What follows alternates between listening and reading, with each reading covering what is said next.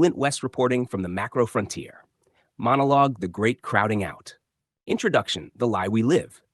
They say we're in a boom, record low unemployment, asset prices holding, GDP still trucking along.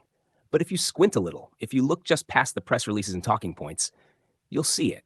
Something's off. Real off. Capital ain't working. It's hiding.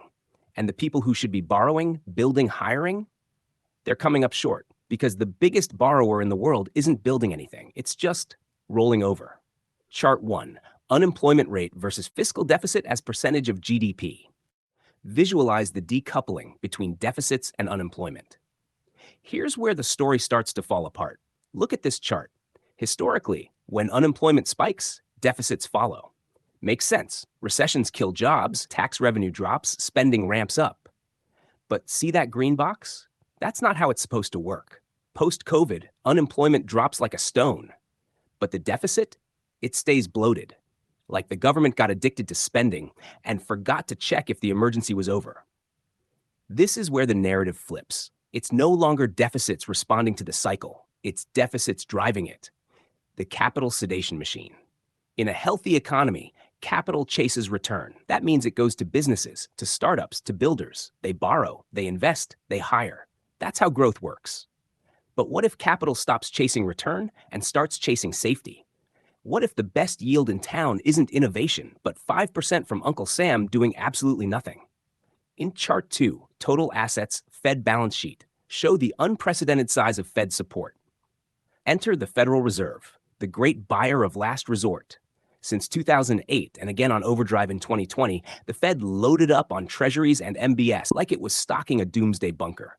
Balance sheet exploded. They called it quantitative easing, but in plain English, it was the government writing IOUs to itself. And Wall Street didn't blink, because the Fed turned risk into a rounding error.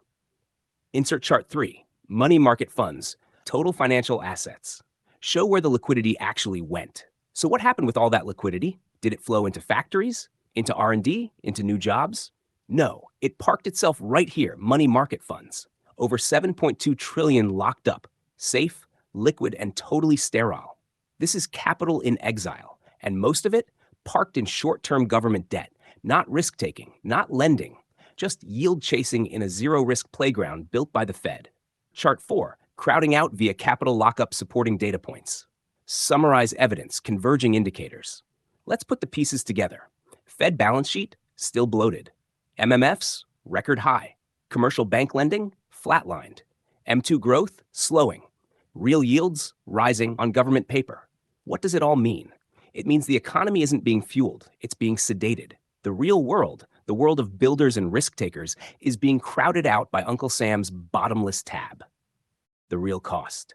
They told us this was stimulus.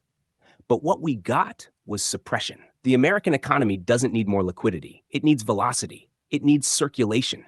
It needs risk capital, flowing to real people with real ideas. But that capital has been bribed to stay home. The Fed doesn't have to outlaw competition. They just outbid it. And if we don't fix it, we're not heading for recession. We're heading for zombification. This is the great crowding out. Flint West, reporting from the macro frontier.